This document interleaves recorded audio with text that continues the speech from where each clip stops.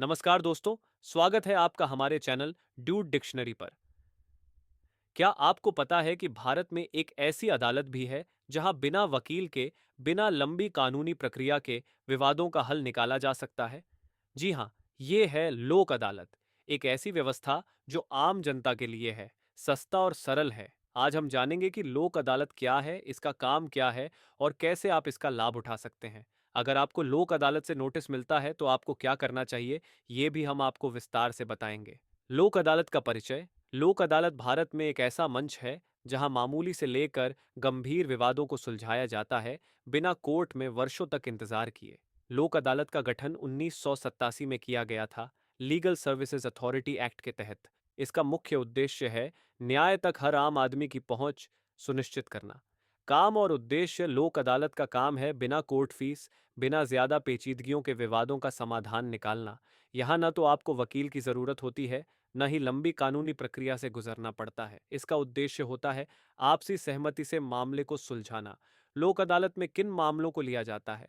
लोक अदालत में उन मामलों को लिया जाता है जो छोटे और मध्यम विवाद होते हैं, जैसे पारिवारिक विवाद, भूमि विवाद, बैंकिंग विवाद, जल विवाद, बीमा दावों के मामले, विद्युत बिल, फोन बिल के विवाद, चोट नुकसान के छोटे दावे, सिविल और क्रिमिनल। दोनों प्रकार के मामलों को यहाँ हल किया जा सकता है, बशर्ते कि दोनों पक्ष आपसी सहमति से समाधान चाहते हों।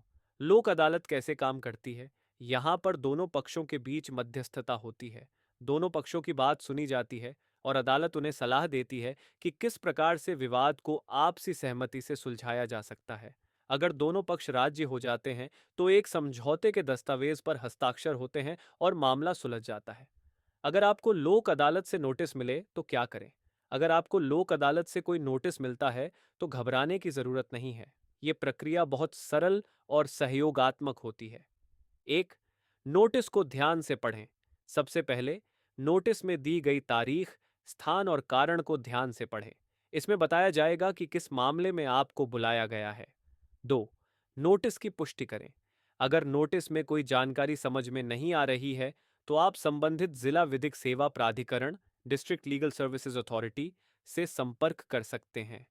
तीन, तय तारीख पर लोक अदालत में उपस्थित हों। नोटिस में दी गई तारीख और समय पर आपको लोक अदालत में पहुंचना जरूरी है। चार, अपने दस्तावेज तैयार रखें।